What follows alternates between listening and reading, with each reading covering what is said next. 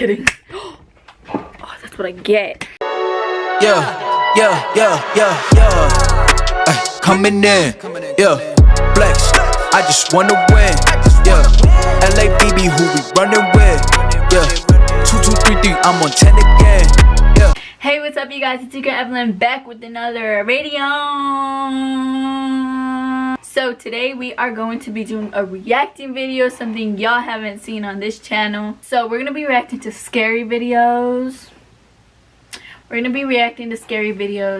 Little short clips. What was it on? Crib TV. Crib TV. Also, while we are watching these like films and stuff, we are gonna be eating some buñuelos. They're homemade. Me and Daisha made them. They're freaking good. We made a first batch this morning. We made like little tiny ones and they were super good. They tasted exactly the same. So this time I decided to make like some bigger ones.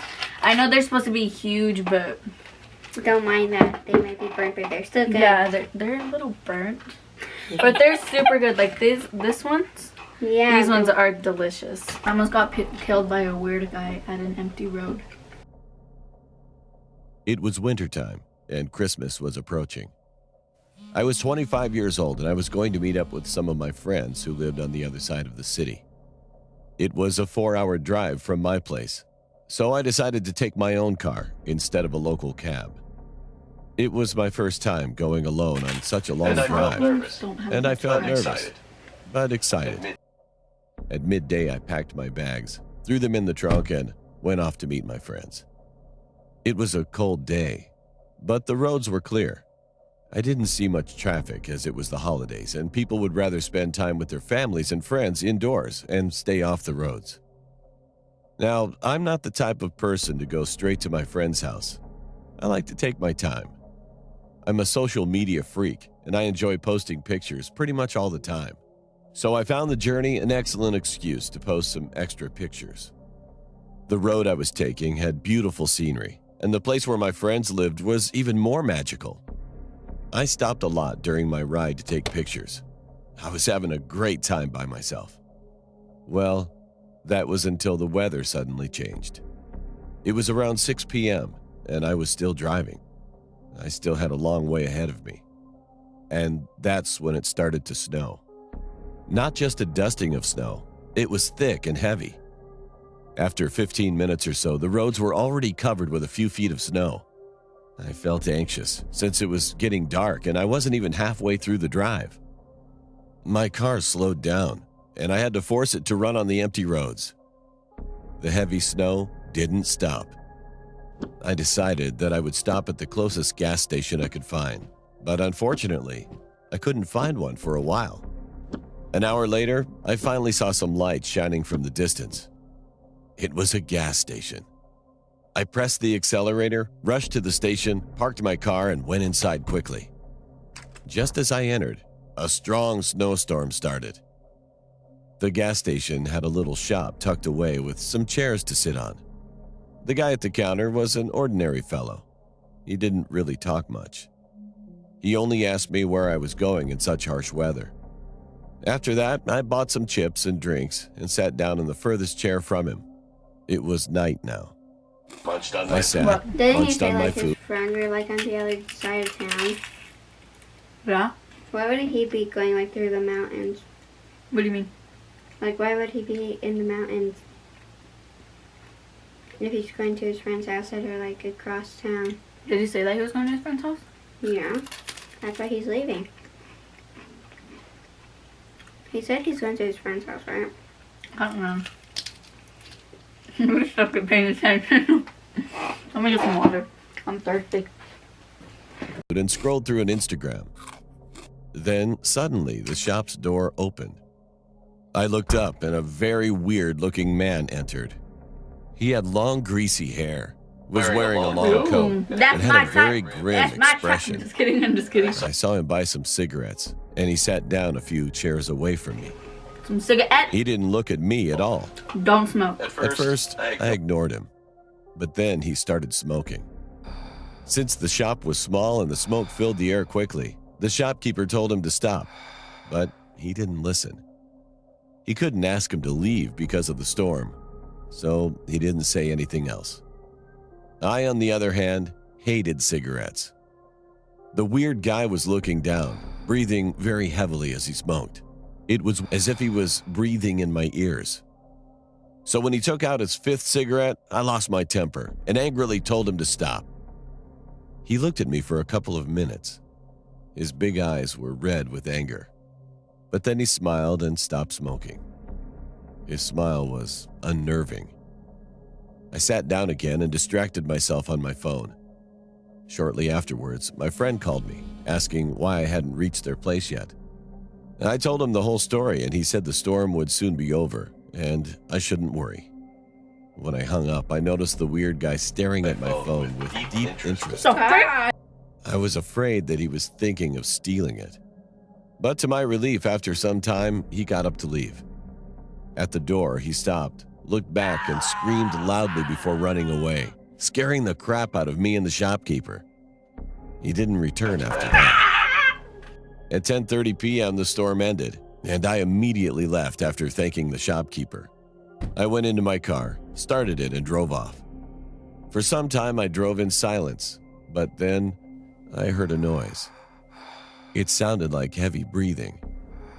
My heart rate shot up and my hands got all sweaty as the breathing sounded so familiar and so close. I looked through my rearview mirror and screamed. The weird guy from the shop was sitting in my back seat, smiling at me. I pressed the brakes very hard, got out of the car, and started running. I felt him running after me too, yelling at the top of his lungs. The road was empty, and I felt hopeless as I knew he was faster than me. I only looked back once to see him running like an unnatural being and holding a knife in his hand. I increased my pace, still wondering how on earth he got inside my car. I might have forgotten to lock the door when I first left to go to the gas station. But now, it was too late for regret. My life was at risk because some psychopath was after me. Then I saw some headlights at a distance. I started waving my hands like a maniac, screaming for them to stop. They did, and it turned out to be my friend. He had come to pick me up as he was worried since I was pretty late and thought something went wrong. I looked back, and I saw that guy was gone. I got inside my friend's car and told him everything. He called the cops, and they arrived shortly after. We all went to my car first and noticed some marks made by a knife in the back seat. The cops couldn't find the guy anywhere. After some investigation, they let us leave. I drove my car and my friend drove his car back to his place. The cops couldn't find the guy anywhere. After some investigation, they let us leave. I drove my car and my friend drove his car back to his place. The cops never found the guy. And to this day, I still wonder what would have happened if my friend didn't turn up that night. He's such a vibe. He's such a vibe. Midnight Poppy.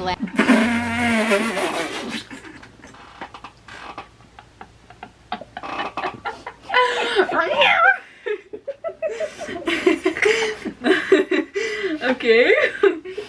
That story was pretty creepy. I mean, it wasn't really creepy, like the whole thing, like the story wasn't creepy.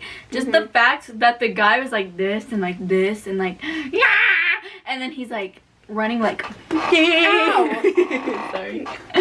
But let's get on with the next story. Murderer in front of my house wall.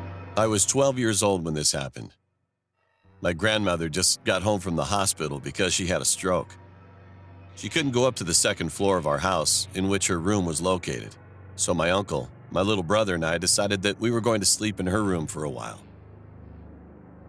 Before this day happened, my aunt bought a new air conditioner, so the old one would be removed. And of course, there was a hole in the wall for the air conditioner. I covered the hole with some kind of small box before working on the wall, so the air wouldn't come in. Anyway, back to the situation. My uncle and I were playing a mobile game at 3 a.m. when this happened. We played for about an hour or so until my little brother had fallen asleep. While I was paying attention, I suddenly heard a small scratching sound coming from the hole on the wall where I covered it with a box. Its sound was like someone trying to remove it with something. However, I just ignored it at first. because I thought it might be a cat trying to remove the cover. After 5 minutes, my uncle heard the sound and he whispered in my ear saying, "Did you hear that sound?" I said, "Yeah, I heard it too, but maybe it's just a cat. Forget about it." After that, we had forgotten about the sound and we just played again. Until that moment. All of a sudden, my uncle quickly put down his cell phone and started to search with the flashlight. "What's wrong?" I asked him, but he pointed his finger on his mouth and pointed it to the window. It was quiet outside. "That's weird. I heard someone's footsteps." He talked to me sitting back next to me. I tried to say that it's nothing, but this time I heard those footsteps. Someone was outside walking around with a creaking sound. So we eventually decided to look for it, opening the box cover. But before we could get closer, my little brother began to scream. We were shocked by that, but then we just laughed, thinking our reaction was silly. I talked to my little brother and asked him what happened. He said that he had a nightmare. We laughed again, much bigger this time. Bump!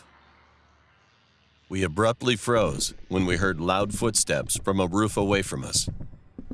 My heart dropped. "What was it?" my uncle said with an anxious voice. We then stayed away from the wall and started panicking. I started to think that it might be a thief who was trying to enter our house. What if he would try to kill us? How are we going to stop him? What should I do? However, despite all my worries, nothing happened after that. There were no footsteps anymore, but my uncle and I had to stay up until the next morning, shivering together. A few days later, my grandpa covered the wall with cement, and that day we were watching the local news and we heard that one of our neighbors, who lived right next to us, had been murdered. They also reported that the suspect has not been found, so the cops were struggling to arrest him. We just couldn't believe the news. We just watched the news with our mouth open.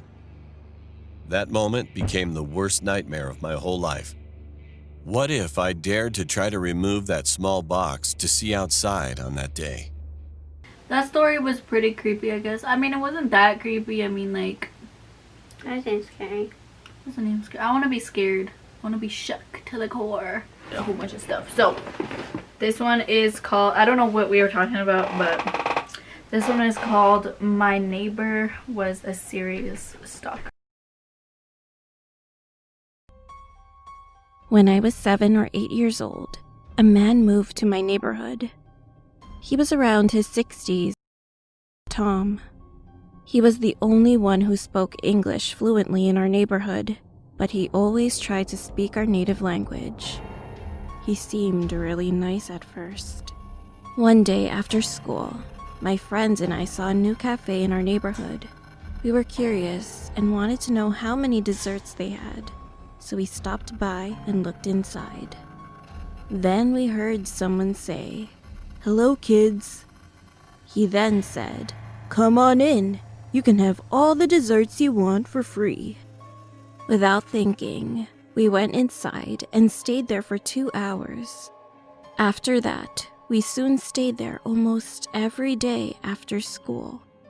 Everyone started to like Tom. One day, we went to his cafe like we usually did, but for some reason, I felt kind of uncomfortable. Because at some point, I noticed that there were only kids inside his shop. Tom came to me and said, "Hey, I saw you yesterday with a cat. Do you like cats?" I said yes, and he proceeded to talk to me more. He told me that he has 8 cats in his house and showed me pictures of his cats. All of a sudden, one of his pictures from inside his wallet fell to the floor. I picked it up and I could see a girl's face with blonde curly hair and green eyes. I thought that she was his granddaughter, but what he told me next was a huge shock. He said, "Oh, this is my wife. She lives in London right now." I was confused because the girl in the picture was just a kid, maybe 14 or 15 years old. I thought that he was lying or something. Then I got up. Oh, I forgot. My mom is waiting for me. So I quickly left the shop and went back home. Then I just... Have you ever seen that movie Dig?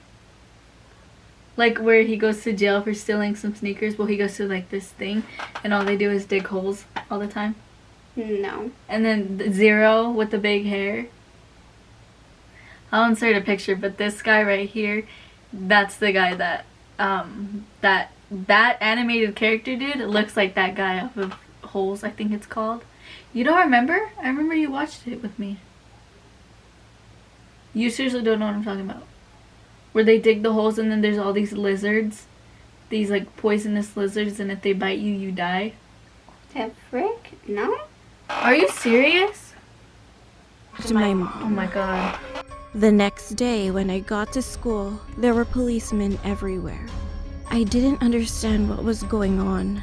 Then, one police officer walked over to me and he said, "Kid, you have to come with us." They also called my parents, so we went to the police station together. It turned out that Tom's warrant was served. They found lots of data on his computer about the young girls who were raped by him. He even lied about his name. His real name was Hardin. The worst and most horrible thing was when they entered his room. The entire wall was covered with my pictures. When they said this to my parents, I was terrified, so I fainted. The police arrested him, and he was put in jail for several years. Now I'm 18 years old, but I am still afraid. According to my neighbors, he's returning to our neighborhood. I don't want to go out, and I don't even know what to do. If anyone has any advice.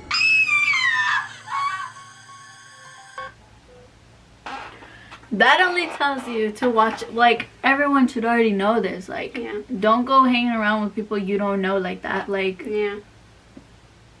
don't. Like, just don't. Especially, like, if you have a feeling in your gut that something's off, definitely don't even, like, bother going in. Like she said, and I realized there was all kids in there. Well, she should have just went out right away. Like, right away.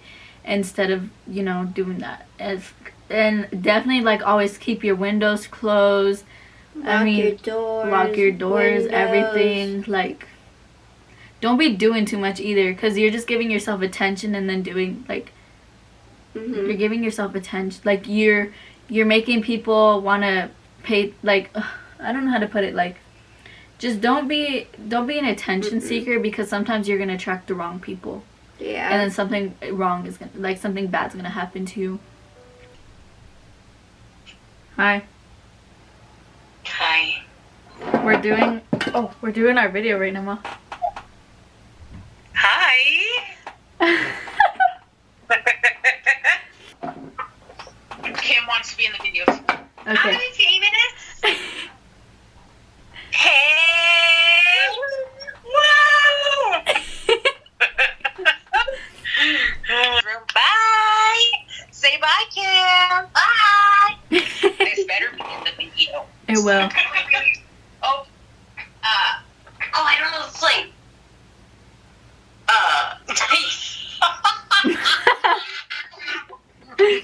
Peace, love, and chicken grease. Mom, you wet.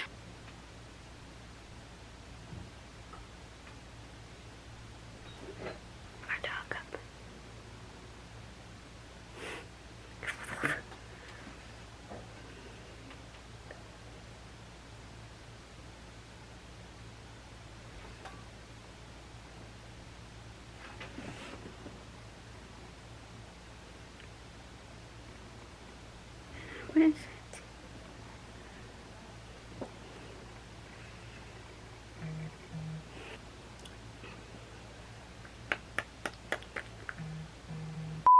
We are going to watch a scare pop up because Daisha wants to watch one.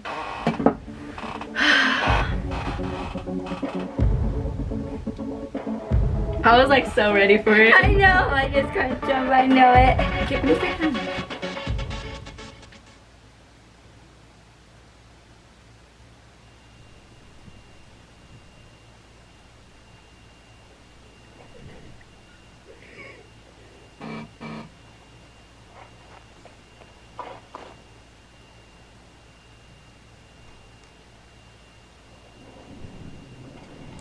Or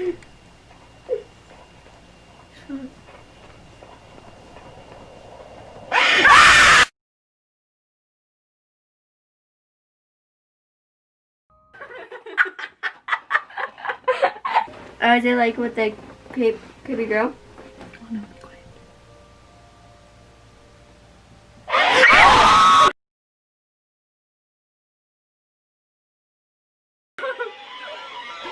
Stop! Alright, you guys, that was the end of the video. So at first the stories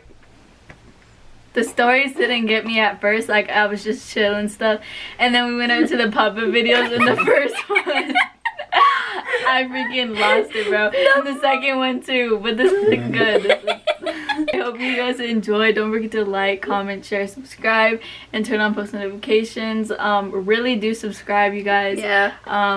I'm trying to get to 1,000 subscribers, so if y'all could help me out, that'd really be awesome. And if you want to see more videos like this, please leave a like. Yeah, if you want to see more videos like this, comment down below, leave a like. So yeah, hope you guys enjoyed this video, and yeah, peace.